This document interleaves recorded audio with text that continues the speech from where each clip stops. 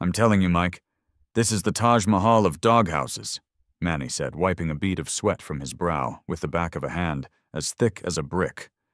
We're putting more tech in this thing than my first apartment had. Seriously, my shower was just a bucket with a hole in it. I grinned, watching my service dog, General Waffles, dozing blissfully in a patch of afternoon sun, his golden fur practically glowing. He looked less like a battle-hardened general and more like a sentient, lightly toasted marshmallow. Only the best for the general, I said. He's put up with a lot of my nonsense. He's earned a heated floor. Manny's brother, Sal, grunted in agreement as he leveled a post. Heated floors, solar panels on the roof, motion-activated filtered water bowl. If he ever gets a girlfriend, she's going to be seriously impressed. The sun was warm. The sound of saws was the sound of progress, and my best friend was about to get the canine palace he deserved. It was a perfect suburban Tuesday, which, of course, meant it was about to be ruined. Mr. Henderson. The voice cut through the idyllic scene like a serrated knife through a silk pillow. It was a voice that could curdle milk from 50 paces, a voice that sounded like it had been aged in a cask of vinegar and disapproval. We all froze. Manny, who was holding a nail gun, looked like he was considering a new and illegal application for his tool. There, standing at the very edge of my property line, as if crossing it would cause her to burst into flames, was Carol. She was clutching a thick, 3-ring binder to her chest like a holy text, its plastic cover gleaming with self-importance. She wasn't just standing on the edge of my lawn. She was an affront to it. Her posture, her sharp chin, her gaze that could find a flaw in a winning lottery ticket. It was all an assault on the peace and quiet I'd moved here to find. General Waffles, sensing a disturbance in the force, lifted his head, gave a lazy tail thump against the grass, and went back to sleep. He knew a non-threat when he saw one. I, unfortunately, did not have that luxury. Carol's eyes, small and hard like pebbles, bypassed me completely and fixed on the glorious wooden frame rising in my backyard. A single, perfectly manicured finger, trembling with what I could only assume was unrestrained fury, rose to point at the structure. "That," she declared, her voice tight with repressed glee, "is in violation of the covenants, conditions, and restrictions of the Whispering Pines Homeowners Association." I sighed. It was the deep, weary sigh of a man who had fought this war on too many fronts. "Hey, Carol, nice day, isn't it?" "It was a nice day," she snapped, "until I was forced to witness this blatant architectural transgression. Article 9, Section C, subsection IV, auxiliary structures, color palette." I decided to play dumb. It was a tactic that had a 0% success rate with Carol, but hope springs eternal. "Carol, it's just wood right now. You know, from trees? Wood is a pretty natural color. I think it's even on the approved list of earthy tones." She actually sneered. A full lip-curling Disney villain sneer. She flipped through her sacred binder with practiced, terrifying speed, the plastic sheets crinkling with authority. "The approved color for the final sealant," she corrected, emphasizing the word as if I were a particularly dense toddler, "is subtle sandstone or gentle greige. Your plans, which you conveniently failed to submit for pre-approval to the Architectural Review Committee, of which I am the chair, specify toasted almond." She said toasted almond like it was a profanity. Behind me, Sal muttered, just loud enough for us all to hear, "Aggressive taupe?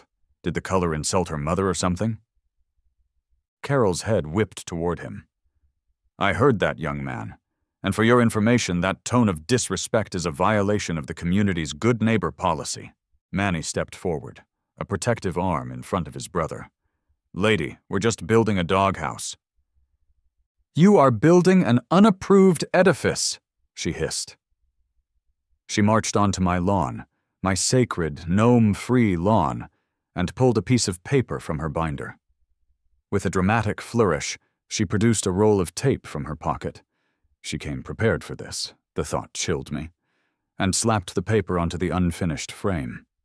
It was an official HOA cease and desist notice, printed in an angry red font. "You have 24 hours to dismantle this structure," she announced to the neighborhood at large. "Failure to comply will result in a daily fine of $50, retroactive to the start of construction." She gave me a smug, triumphant smile that didn't reach her eyes, spun on her sensible orthopedic heel, and marched back to her own beige-colored house, leaving a trail of shattered peace in her wake. Manny ripped the notice off the frame. $50 a day for a doghouse? "It's not about the money," I said, my voice low. "It's about the win. She has to win." My internal monologue kicked in, a familiar reel of grievances. This wasn't the first battle in my Cold War with HOA President Carol Peterson. It wasn't even the 10th. But as I looked at the frame of my dog's castle, I knew, with a certainty that settled deep in my bones, that it was going to be the last. Later that evening, the half-finished doghouse sat in my backyard like a monument to my own defiance.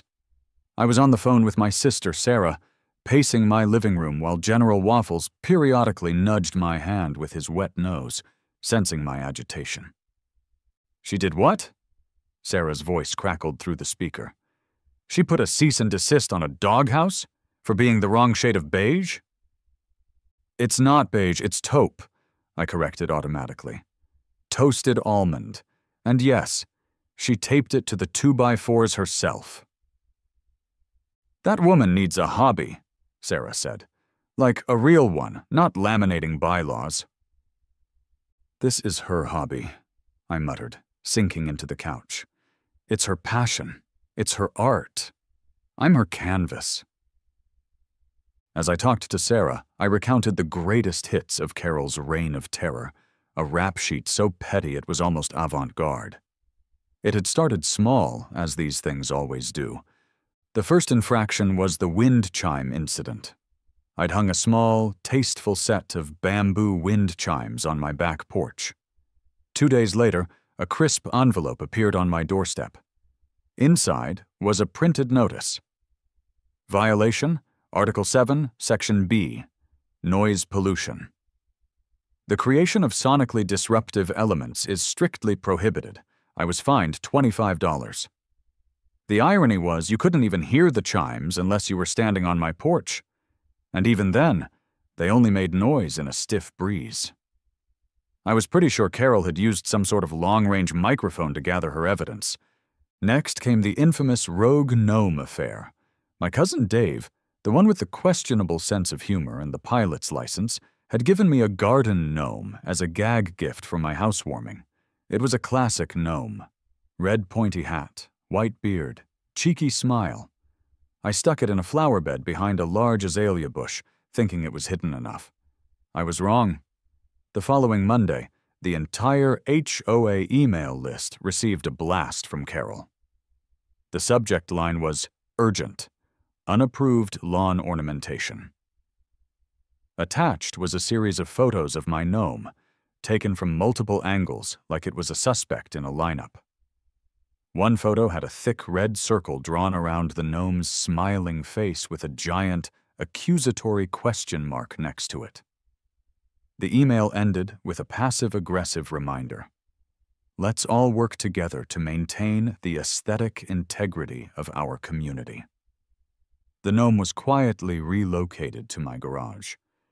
And then there was my personal favorite, the Great Trash Can Standoff of 23. Trash Day is Tuesday. Cans can be brought to the curb no earlier than 6 p.m. on Monday and must be returned to their designated, out-of-sight storage location by 7 p.m. on Tuesday. One week, I got held up at the grocery store. I pulled into my driveway at 7:55 p.m. As I got out of my car, I saw her. She was standing across the street, partially hidden behind a manicured hedge holding a stopwatch. She clicked it, looked at me, and made a little check mark on a clipboard. The violation notice I received the next day cited me for being 55 minutes late. It included a photograph of my trash cans on the curb. Time-stamped 1955. Her crusade wasn't limited to me. She'd made Manny and Sal's lives a living hell from the moment they'd first parked their work van on my street. Their van, which clearly said Bros Construction Company on the side in a friendly, non-threatening font, was ticketed by Carol for being a commercial vehicle parked for more than 2 hours. She cited some obscure clause that was clearly intended for semi-trucks, not a contractor's van. It forced them to park 3 blocks away and haul their heavy tools back and forth, adding an hour to their day.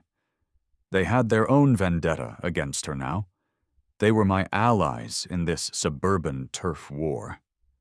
"She's not just a stickler for the rules, Sarah," I explained, my voice rising with frustration. "She's actively targeting me. I tried to de-escalate. I took down the wind chimes. I hid the gnome. I set a freaking alarm on my phone for trash cans. But the doghouse is different. It's for the general. It's an act of defiance." "So, what are you going to do?" Sarah asked. "Take it down?"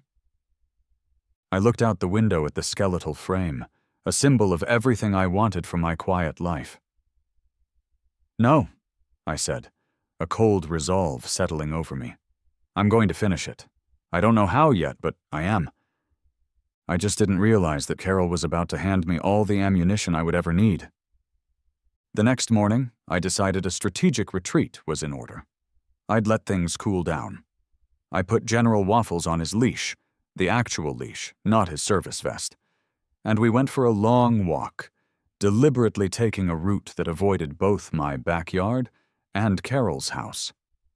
It was a beautiful day, full of bird song and the scent of freshly cut grass. For a few glorious minutes, I almost forgot I lived in a suburban dictatorship. The illusion was shattered on our way back. As I approached the community mailbox kiosk, a shadow fell over me. It was a Carol-shaped shadow. She was there, pretending to sort through her mail, but her posture was coiled like a snake ready to strike. She was holding a clipboard. Of course she was. "Mr. Henderson," she said, her voice dripping with false concern, "I have some concerns." I braced myself. "What is it now, Carol? Are my footsteps in violation of the approved decibel level for pedestrian traffic?" She ignored my sarcasm, her eyes locking onto General Waffles, who was sitting patiently by my leg, his tail giving a soft, metronomic wag against the pavement. "I've noticed this animal is frequently off-leash in your backyard," she began. "All pets must be leashed when not inside the primary residence, as per Article 12, Section F." I let out a long, slow breath. This was well-trodden ground. "Carol, we've been over this at least 5 times. He's a service animal. He's working. When he's in my yard with me, he's on duty." This was the moment she had been waiting for. I saw it in the sudden, predatory gleam in her eyes. This was no random ambush. This was a planned tactical strike. "Ah, yes," she said, tapping her pen on her clipboard. "The service animal designation. A very convenient loophole. I'll need to see your permit and the official documentation for that. For verification." Legally, she was within her rights to ask. And I knew it. Annoyed, but seeing no other option, I reached into my wallet. I kept his laminated ADA service animal information card and a folded letter from my doctor right behind my driver's license. The letter explained, in clear medical terms, why a service animal was necessary for my anxiety, a souvenir from my years as an air traffic controller, a job that could turn even the calmest person into a bundle of frayed nerves. I held the documents out for her to inspect. She didn't inspect them. She snatched them from my hand. She held the card and the letter up to her face, squinting as if examining a poorly forged treasure map. She murmured. "This looks easily forged. The font on this letter seems suspicious. And this card, anyone could print this off the internet. My jaw went slack. It's from a licensed physician, Carol. It's not a permission slip to go to the zoo, and that's a federally recognized card. Her response was to neatly fold the letter, slip it and the card into a crisp manila envelope she produced from the depths of her clipboard, and seal it. It all happened so fast I could only stand there, stunned into silence. "The HOA board will need to review these for authenticity," she announced, her voice filled with the unctuous tones of a bureaucrat delivering a death sentence. "We have to be very careful about these things. This review process could take several weeks. In the meantime," and here came the killing blow, "the animal must be treated as a pet, which means it must be leashed at all times on your property, including your fenced-in backyard. And since its service purpose is currently unverified, the unapproved auxiliary structure being built for it must be dismantled immediately." She had me. It was a brilliant, evil, and, I was fairly certain, highly illegal move. By confiscating my permit, she had vaporized my legal standing and torpedoed the doghouse project in one fell swoop. She had checkmated me. She turned to leave, the manila envelope clutched in her hand like a trophy.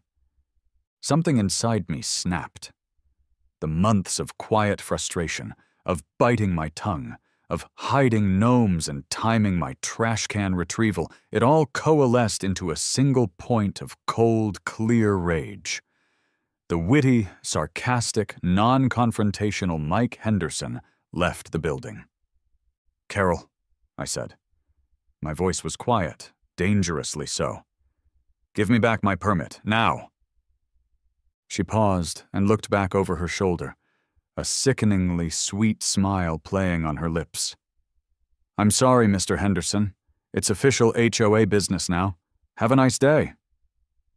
And with that, she walked away, leaving me standing in the sun-drenched street, my heart pounding a furious rhythm against my ribs. Official HOA business. She had just declared war, and she had no idea who she was messing with. For a full minute, I just stood there on the pavement, watching Carol's triumphant retreat. The world seemed to shrink down to the sight of that beige-clad figure disappearing into her beige-colored house, the manila envelope a stark white symbol of her victory. General Waffles, sensing the storm brewing inside me, nudged my hand, his soft brown eyes full of concern. It was that gentle nudge that broke the spell. My first instinct, the rational one, was to call the local police. I even pulled my phone out and dialed 911. But then I imagined the conversation. I could hear the bored sigh of the dispatcher. "Sir, she took your dog's paperwork, and you want to file a report?" They'd send a patrol car out in a few hours. A tired officer would listen to my story, listen to Carol's story, and declare it a civil matter. He'd tell me to get a lawyer. It would be slow, unsatisfying, and, most importantly, it wouldn't have the impact I so desperately craved. This wasn't a situation that called for paperwork and procedure. This was a situation that called for shock and awe. My thumb hovered over my contacts list, scrolling past dentist and dog groomer. It stopped on a name I hadn't called in over a year, Dave, Chopper cousin. A debate raged in my head. Is this insane? Yes. Is this a gross misuse of state resources? Probably. Is this a ridiculously over-the-top reaction to a neighborhood squabble? Absolutely. Does she deserve it? Oh, sweet heavens, yes, with every fiber of my being. The memory of why I had this favor to call in surfaced. A few years back, Dave had gotten into a little financial trouble involving a guaranteed tip on a horse and a man named Fingers. I'd cleared his debt, no questions asked. Dave, a man of profound, if sometimes reckless honor, had sworn he would repay me. "Anything, Mikey," he'd said. "You need a ride to the airport, you need an alibi, you need an organ, you just call. I owe you one. A big one." I pressed the call button. He answered on the second ring. Dave's house of pancakes, griddle's hot. A cheerful voice chirped on the other end. It was our standard greeting since we were kids. Dave, it's Mike. Mikey, what's shakin', cousin? Don't tell me Aunt Carol finally found out about the unfortunate seagull incident at her wedding. I swear that bird came out of nowhere. Worse, I said, my voice grim. Listen, you know that break glass in case of emergency I will owe you my life and firstborn child favor I have with you? There was a brief pause on the other end. The cheerful tone was replaced by one of serious curiosity. You're not calling it in because you need help moving a couch, are you? 'Cause I did just have back surgery. No couches, I said, taking a deep breath. I need a law enforcement presence, a visible one, preferably with a K-9 unit, and, if at all possible, vertical takeoff and landing capabilities. Another pause, this one filled with what I could only describe as pure, unadulterated delight. An audible grin bloomed through the phone. Tell me everything.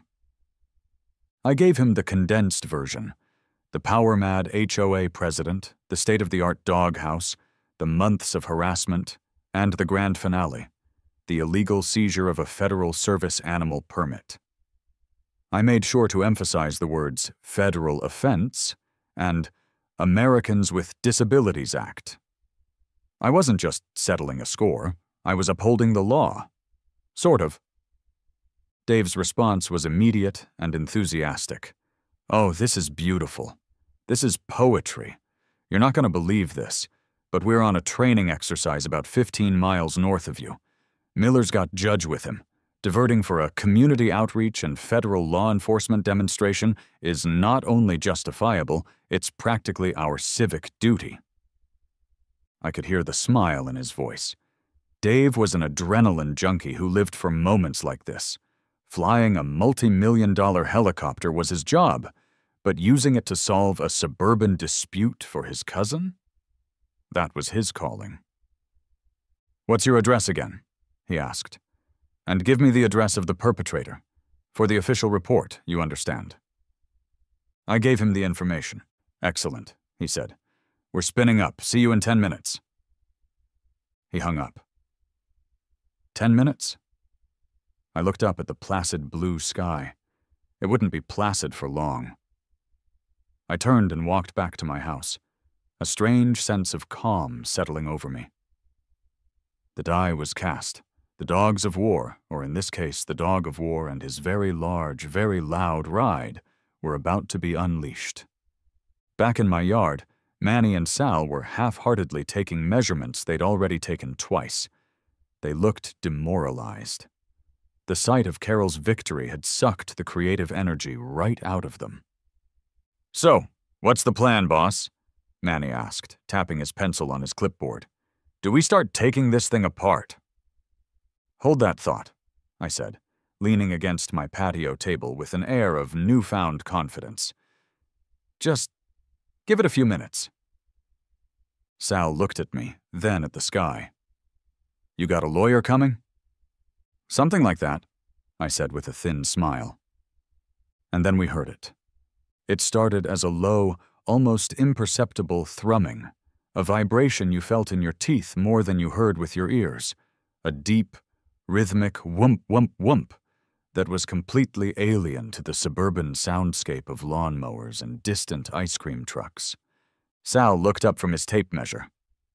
You hear that? Manny shielded his eyes, squinting at the clear blue sky. Sounds like a helicopter. The sound grew steadily louder, closer. It wasn't just passing over, it was coming here. Neighbors started to peek out their windows, their faces etched with curiosity. Down the street, Carol's husband, Bob, a man whose entire personality seemed to be khaki shorts and a quiet desire to grill, came out onto his front porch to check his sprinkler heads, a look of mild annoyance on his face. The whoomp, whoomp, whoomp became a roar. The leaves on the meticulously manicured maple trees that lined our street began to tremble. A plastic flamingo 2 houses down vibrated so hard it fell over. Bob's expression shifted from annoyance to confusion. Carol came storming out of her front door, her face a mask of indignation. "What in Sam Hill is that racket?" she yelled to no one in particular. "Is that Henderson flying a commercial-grade drone? I swear that's a $200 fine!" And then she saw it. It crested the top of the oak trees at the end of the block, a monstrous, dark, blue and gold state police helicopter. It wasn't just flying over, it was descending, and it was aiming for the wide, empty stretch of asphalt directly between her house and mine. I will treasure the look on Carol's face for the rest of my life. It was a beautiful 5-act play performed in the span of about 3 seconds. Act 1, annoyance, that infernal noise. Act 2, confusion. Why is it so low? Act 3, disbelief. It's not. It can't be landing here. Act 4, dawning horror. Oh God, it is landing here. Act 5, pale-faced terror. It's landing here for me. The chopper settled onto the street with a final, ground-shaking thump that I felt in my bones. The downdraft from the massive rotors was a hurricane. It sent Carol's prize-winning petunias, which had just been awarded Flower Bed of the Month, flying out of their pots like floral shrapnel. A recycling bin cartwheeled across a lawn. From the corner of my eye, I saw Bob's perfectly placed grilling tongs get blasted off his deck, clattering onto the patio below. The world held its breath as the rotors began to slow, the roar diminishing to a powerful whine. Silence descended, heavy and absolute. I stood on my lawn, arms crossed, a serene smile plastered on my face. By my side, General Waffles, the source of all this chaos, sat calmly, completely unfazed by the multi-ton machine that had just parked outside his house. He was, as always, a very good boy. The side door of the Eurocopter slid open with a slick hydraulic hiss, revealing the figures inside. The entire neighborhood was out now, standing on their lawns or peeking from behind curtains, their faces a mixture of fear and bewilderment. The first man to hop out was Sergeant Miller. He was a human mountain, carved from granite and disapproval, clad in dark blue tactical gear and wearing a pair of reflective aviator sunglasses that rendered him completely unreadable. In his hand he held the leash of Judge, a German shepherd who looked like he ate crowbars for breakfast and gargled with gravel. Judge's intelligent eyes scanned the suburban landscape with a professional stillness that was far more intimidating than any amount of barking. The second man out was Officer Schmidt. He was younger, leaner, and had a look on his face that suggested he was trying to solve a complex math problem in his head, the answer to which was laughter. He was physically biting his lip to keep from smiling. They ignored the gape-mouthed neighbors. They ignored Bob, who was staring at his displaced tongs with the tragic air of a widower. They walked with purpose, their boots crunching on the asphalt, directly to me. Sergeant Miller stopped a respectful 5 feet away. Judge sat instantly at his side, a perfect statue of disciplined menace. "Sir," Miller said, his voice a low, serious baritone that carried easily in the sudden quiet. "Are you Mr. Michael Henderson?" "I am," I said, trying to sound casual, as if K-9 units frequently dropped from the sky to chat with me. "We received a report of a possible violation of the Americans with Disabilities Act," Miller continued, his gaze unwavering. "Specifically, the unlawful seizure of Federal Service animal documentation." From across the street, Carol found her voice. It was shrill and shaky. This is a private community. You have no jurisdiction here. I am the president of the Homeowners Association." Sergeant Miller turned his head slowly, a deliberate, cinematic movement. His sunglasses reflected a tiny, distorted image of Carol's horrified face.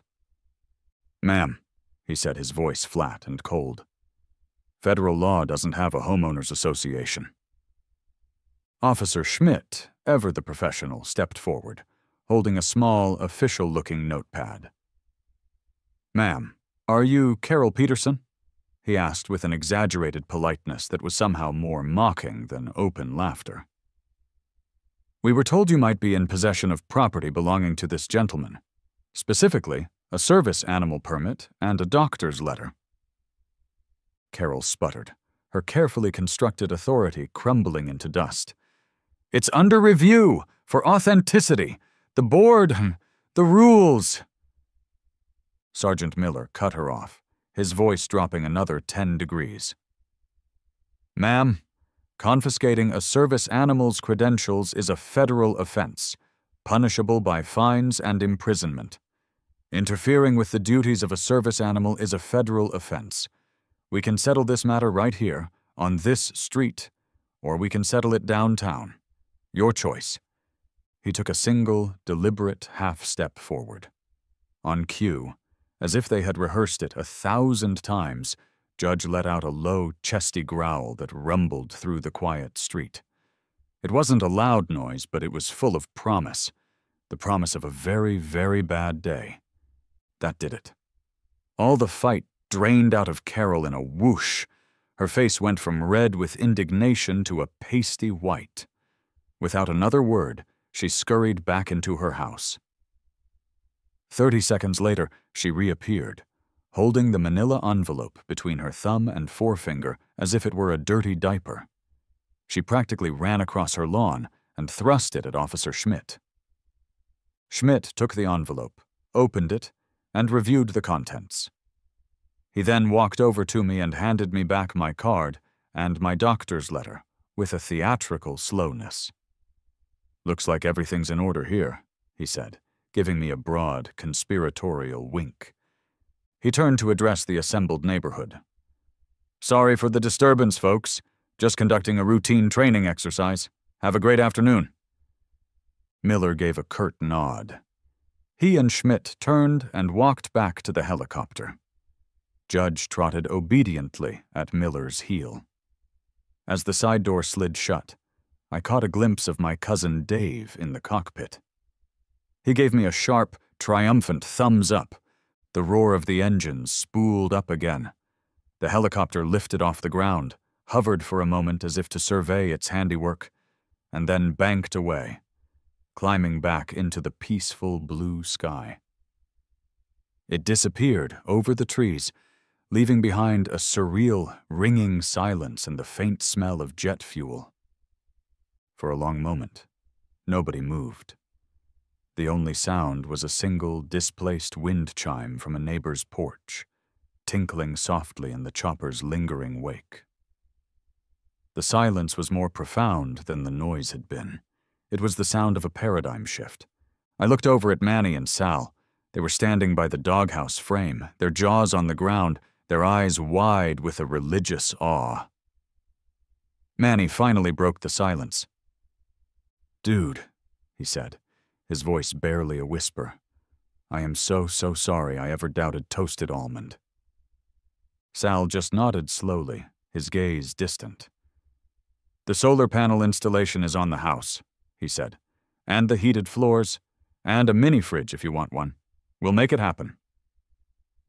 Slowly, like meerkats emerging after a predator has passed, my neighbors began to stir.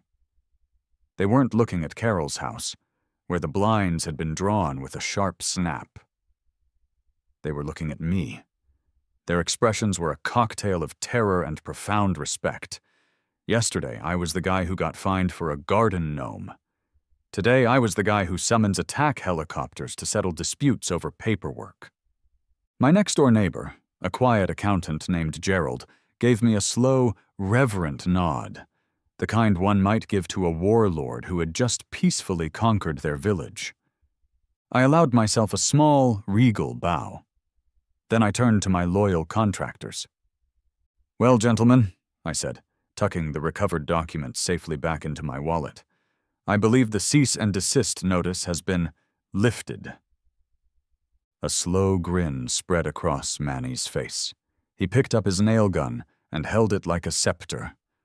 "Let's build a palace," he said.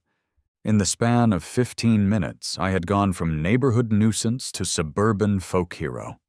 I was the undisputed king of the cul-de-sac. And it felt good. It felt really, really good. My reign as the benevolent but not to be trifled with king of the cul-de-sac lasted for 3 glorious, peaceful days. Manny and Sal worked with the fervor of true believers, and the doghouse was rapidly transforming from a frame into a masterpiece. Neighbors would walk by, and instead of averting their eyes, would give me a friendly wave or a thumbs up. The air was different. The fear of the binder was gone. I should have known it wouldn't last. On Friday afternoon, a new notice was taped to every door in the neighborhood. Mandatory emergency HOA meeting. Tonight, 7 p.m., Community Clubhouse. Agenda: to address Mr. Henderson's reckless endangerment of the community and his blatant disregard for established HOA protocol. Carol was trying to reframe the narrative. She was regrouping. That evening, the community clubhouse was packed. The air in the sterile, fluorescent-lit room was thick with tension. Carol stood at a podium at the front, her husband Bob sitting behind her like a beige, silent hostage. She had her binder, of course, open to a fresh, angry-looking page. She banged a small gavel. "This emergency meeting of the Whispering Pines Homeowners Association is now in session," she announced, her voice straining to sound powerful and in control. She launched into her speech. It was a masterwork of spin. She didn't mention the service dog. She didn't mention the illegal seizure of my medical documents. Oh no. She painted a picture of a peaceful Tuesday afternoon shattered by my selfish, dangerous actions. "A military-grade aircraft," she said, her voice trembling with manufactured outrage, descended upon our quiet street, creating a deafening noise that traumatized our children and terrified our pets. She pointed a finger at a woman in the front row. "Brenda, your poodle, Fifi, was so scared she hid under the bed for 3 hours." Brenda nodded dutifully. "The rotor wash," Carol continued, her voice rising, "caused thousands of dollars in potential property damage. My award-winning petunias were destroyed. Bob's grilling tongs were displaced in a manner that could have caused serious injury." Bob looked like he wanted the floor to swallow him whole. "This was an act of intimidation, an act of reckless endangerment. Mr. Henderson, in his blatant disregard for protocol and common decency, put every single one of us at risk." She let that hang in the air for a moment before delivering her proposed solution. "Therefore, I propose 2 motions. First, that Mr. Henderson be issued the maximum possible fine for community endangerment, a sum of $5,000. And second," she took a deep, dramatic breath, "that we invoke Article 15, Section G, the Community Harmony Clause, and put forth a motion to compel Mr. Henderson to sell his house and leave our neighborhood, as his behavior is clearly unbecoming of a community member." A gasp went through the room. It was the nuclear option. She wasn't just trying to punish me. She was trying to exile me. I looked at her standing there, so smug and so certain of her power, and I knew it was my turn to speak. I stood up. I didn't walk to the podium. I just stood where I was, in the middle of the room. I waited until every eye was on me. General Waffles, who I'd brought with me, sat faithfully at my feet. "Carol," I began, my voice quiet but carrying in the silent room. "You're right about one thing. I never wanted to call a helicopter." I let that sink in. "I wanted to build a house for my dog," I continued, my voice steady. "A dog that I need because of a crippling anxiety I've dealt with every single day since I left a job that almost broke me. An anxiety that is made infinitely worse by constant, baseless harassment over the color of my wind chimes and the placement of my trash cans." I looked around the room, making eye contact with my neighbors. The helicopter wasn't about a doghouse. It was about what Carol did right before I made that call. She didn't mention this part in her speech, but she illegally confiscated my federal service animal permit and my doctor's letter. She took my medical documents and held them hostage to force me to dismantle my property. She broke the law. A federal law. Carol opened her mouth to object, to shout me down with some point of order, but before she could, a voice piped up from the back of the room. It was my neighbor, Gerald, the quiet accountant. "She fined me," Gerald said, standing up, "for having a political sign for my preferred candidate in my yard. The election had been over for 2 days. She said it was an unapproved decoration." A woman near the front, Mrs. Diaz, stood up. Her voice was shaking with anger. "She tried to make me dig up my mother's prize rose bushes, the ones I planted in her memory, because Crimson Glory roses weren't on the approved flora list. Then Manny, who had come with Sal for moral support, and, he'd whispered to me, for the free cookies, stood up. He was an imposing figure in the small room. "She ticketed our work van for being a commercial vehicle," he said, his voice booming. "Cost us half a day's pay. We were building a home improvement for a resident. Isn't that what you're supposed to do in a neighborhood?" Suddenly, the floodgates opened. It was like a dam of petty grievances burst. "She sent me a violation because my welcome mat said welcome witches during Halloween, said it was occult-themed. She measured the height of my son's basketball hoop. Measured it. She told me my American flag was 2 inches too wide for the approved flagpole." The room was in an uproar. It was no longer a trial of Mike Henderson. It had become the People's Court, and the defendant was President Carol Peterson.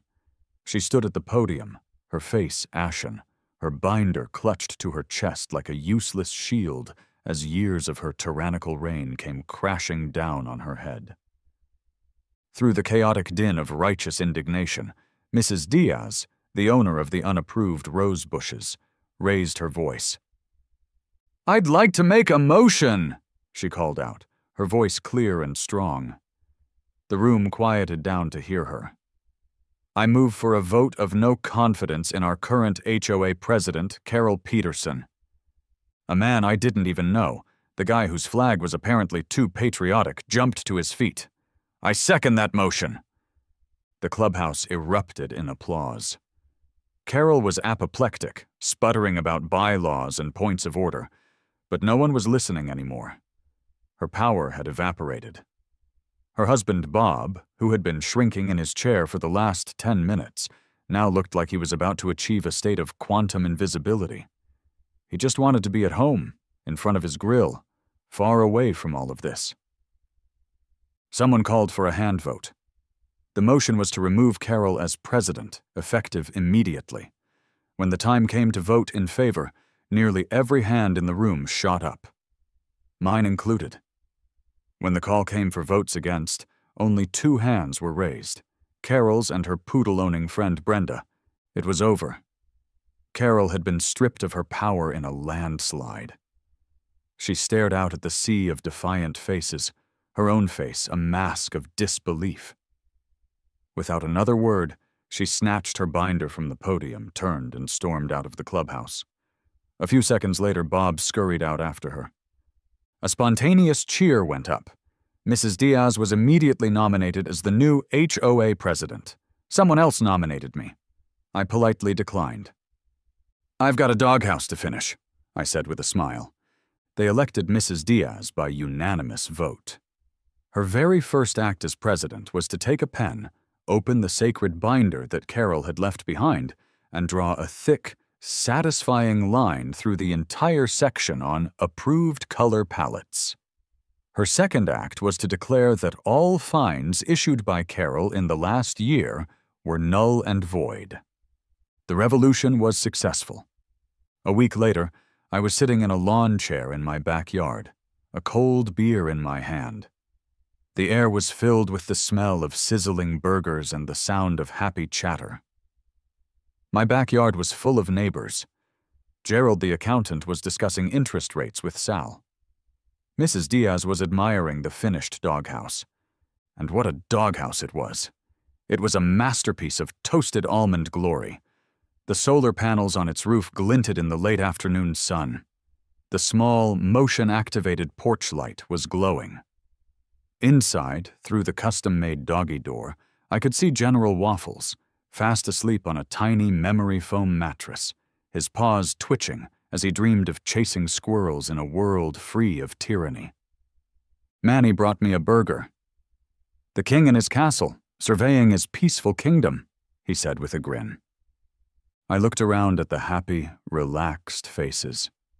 It was a peace born not of fear and intimidation, but of mutual respect and a shared victory over a common enemy. It was the kind of neighborhood I'd always wanted to live in. I glanced over at Carol's house. It was quiet. The blinds were still drawn, and hammered into the center of her perfectly manicured lawn was a bright red "For Sale" sign. My phone buzzed in my pocket. It was a text from Cousin Dave. It was a picture of a ridiculously long, itemized fuel bill from the state police motor pool. Underneath it was a message. "Totally worth it, but for future reference, maybe just try small claims court first?" Sir. I laughed. A real, genuine laugh that came from deep in my chest. I took a sip of my beer and watched my dog sleeping soundly in his palace. The anxiety that had been a constant companion for years felt distant, a quiet hum instead of a roaring engine. I reached down and scratched General Waffles behind the ears as he snored softly. "You know what, General?" I murmured. "I think I'm going to like it here."